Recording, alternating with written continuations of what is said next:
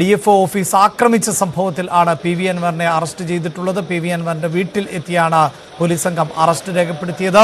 കൃത്യനിർവഹണം തടസ്സപ്പെടുത്തൽ, പൊതുമുതൽ നശിപ്പിക്കൽ അടക്കമുള്ള ജാമ്യമില്ലാ വകുപ്പുകൾ പ്രകാരമാണ് കേസെടുത്തിട്ടുള്ളത്. 11 പേർക്കെതിരെയാണ് കേസ് എടുക്കുകയും ചെയ്തിട്ടുള്ളത്.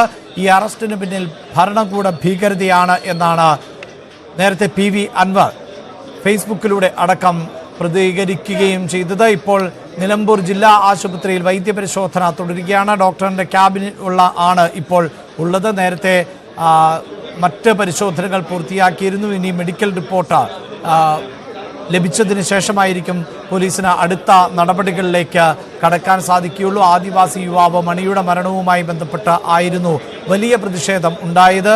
എന്തായാലും പിണറായി വിജയന്റെയും അതോടൊപ്പം ഇടതുപക്ഷ സർക്കാരിൻ്റെയും ഒക്കെ വിശ്വസ്തൻ ആയിരുന്ന PV അൻവർ ഇതേ കാലഘട്ടത്തിൽ തന്നെ അറസ്റ്റ് ചെയ്യപ്പെടുന്നു.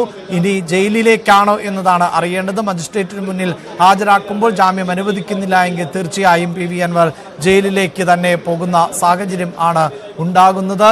CPIMന്റെ സൈബർ പോരാളികൾ കൂടി വീരപരിവേഷം നൽകിയ നേതാവ് കൂടിയായിരുന്നു PV അൻവർ. പല ഘട്ടത്തിലും അൻവർ രാഷ്ട്രീയ എതിരാളികൾക്ക് നേരെ നടത്തിയിട്ടുള്ള വിമർശനങ്ങളെ ഇടതുപക്ഷ നേതാക്കളും മുഖ്യമന്ത്രിയും അടക്കം പിന്തുണച്ചിരുന്ന സമീപനവും ഉണ്ടായിരുന്നു. അതിനിടയിലായിരുന്നു ADGP അജിത് കുമാറിന് എതിരെയും മലപ്പുറം SP ആയിരുന്ന സുജിത് ദാസിന് എതിരെയും PV അൻവർ രംഗത്ത് വരികയും ചെയ്തത്. അൻവർ അവരെ അറസ്റ്റ് ചെയ്യിപ്പിച്ച് ജയിലിൽ അടയ്ക്കും എന്ന തരത്തിലുള്ള പ്രതികരണം അടക്കം നൽകിയിരുന്നു. എന്നാൽ ഇത്തരം പ്രതിഷേധങ്ങളും പ്രതികരണങ്ങളും വന്നപ്പോഴുമെല്ലാം അൻവറെ അനുനയിപ്പിക്കാനുള്ള നീക്കം സർക്കാരിൻ്റെ ഭാഗത്ത് നിന്ന് ഉണ്ടായി. പോലീസിനെതിരെ ഉന്നയിച്ച ആരോപണങ്ങൾ ഒക്കെ എഴുതി വാങ്ങിയ ആ വിവാദം അവസാനിപ്പിക്കാം എന്നുള്ളതായിരുന്നു പാർട്ടിയുടെയും അതോടൊപ്പം തന്നെ മുഖ്യമന്ത്രിയുടെയും ഒക്കെ ശ്രമം. എന്നാൽ നിരന്തരം വാർത്താ സമ്മേളനങ്ങൾ നടത്തിക്കൊണ്ട് അൻവർ സർക്കാരിനെ കടന്നാക്രമിക്കുന്ന സാഹചര്യം ആണ് ഉണ്ടായത്. അവിടെ അജിത് കുമാറിനും അപ്പുറത്ത് മുഖ്യമന്ത്രിയുടെ പൊളിറ്റിക്കൽ സെക്രട്ടറി ആയിരുന്ന P ശശിയിലേക്ക് അടക്കം ആരോപണങ്ങൾ നീളുന്ന പശ്ചാത്തലമുണ്ടായി. അതോടുകൂടി മുഖ്യമന്ത്രിയുടെ ഓഫീസിന് നേരെയായി PV അൻവറിന്റെ വിമർശനം. അങ്ങനെ വിമർശനം ഉന്നയിക്കപ്പെട്ട പശ്ചാത്തലത്തിൽ ആയിരുന്നു ഇടതുപക്ഷത്തിന് CPIMന് അടക്കം കണ്ണിലെ കരടായി PV അൻവർ മാറുകയും ചെയ്തത്. അൻവർ പറയുന്നത് സർക്കാരും പിണറായി വിജയനും P ശശിയും ചേർന്നുള്ള ഗൂഢാലോചന കൂടിയുണ്ട് അറസ്റ്റിന് പിന്നിൽ എന്നാണ്. VT ബൽറാം ഇപ്പോൾ കോൺഗ്രസ് നേതാവ് ടെലിഫോൺ ലൈനിൽ ഉണ്ട്. ശ്രീ VT ബൽറാം, അങ്ങനെ ആണ്, അതായത് PV അൻവർ പറയുന്നത് ഇത് ഭരണകൂട ഭീകരതയാണ്, പിണറായി വിജയനും P ശശിയും ചേർന്ന് നടത്തിയിട്ടുള്ള ഗൂഢാലോചന അവർ കാത്തിരിക്കുകയായിരുന്നു എന്നാണ്. അങ്ങനെ ഒരു കാത്തിരിപ്പിന്റെ ഫലമായിട്ടുള്ള അറസ്റ്റ്, ആ നിലയിലാണോ ഇതിനെ കാണേണ്ടത്?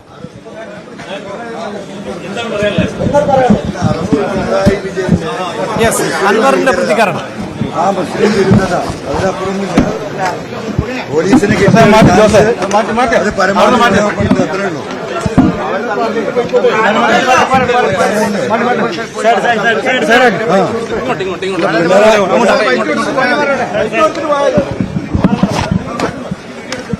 പോലീസ് പറയുന്നത്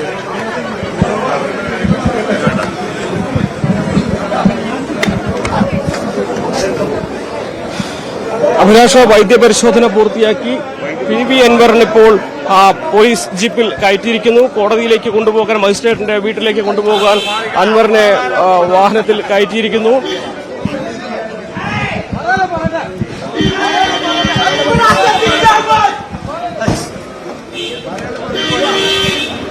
പോലീസിന്റെ വലിയ സന്നാഹം, അൻവറിന്റെ പിന്തുണയുമായെത്തിയ DMK പ്രവർത്തകർ, വലിയ ഒരു സംഘർഷത്തിന്റെ സാധ്യതകൾ എല്ലാം തന്നെ ജില്ലാ ആശുപത്രിക്ക് മുൻപിലുണ്ട്. മുദ്രാവാക്യം വിളിച്ചുകൊണ്ട് അൻവറിന്റെ പ്രവർത്തകർ ആ വാഹനത്തെ പിന്തുടരുന്നുണ്ട്. അൻവർ നേരത്തെ ആശുപത്രിയിൽ നിന്ന് ഇറങ്ങിയപ്പോൾ അദ്ദേഹത്തിന് പ്രതികരണം ആരാഞ്ഞിരുന്നു. നേരത്തെ പറഞ്ഞതിൽ കൂടുതലൊന്നുമില്ല എന്ന് അദ്ദേഹം പറയുകയും കൂടുതൽ അദ്ദേഹത്തിനോട് ചോദിക്കാൻ കഴിയാത്ത ഒരു സാഹചര്യത്തിൽ പോലീസ് മാധ്യമപ്രവർത്തകരെ തള്ളിമാറ്റുകയും ചെയ്തു. എന്നാണെങ്കിലും വലിയ പ്രതിഷേധമാണ് നിലമ്പൂർ ജില്ലാ ആശുപത്രിക്ക് മുമ്പിൽ നമുക്ക് കാണുന്നത്. അഭിലാഷ്, നമുക്ക് ഇനി അല്പസമയത്തിനകം തന്നെ കോടതിയിലേക്ക് നീങ്ങേണ്ടതുണ്ട്. അതുകൊണ്ട് തന്നെ നമ്മൾ അൻവറിന്റെ കൊണ്ടുപോയ പോലീസ് ജീപ്പിന് പിറകെ പോകേണ്ടതുണ്ട്. Back to studio. PV അൻവറെ കോടതിയിലേക്ക്, മജിസ്ട്രേറ്റിന്റെ വസതിയിലേക്ക് ഹാജരാക്കാൻ എത്തിക്കുന്നു എന്നാണ് ഇപ്പോൾ നമുക്ക് മനസ്സിലാക്കാൻ സാധിക്കുന്നത്. VT ബൽറാം ഇപ്പോൾ ടെലിഫോൺ ലൈനിൽ ഉണ്ട്. ശ്രീ VT ബൽറാം,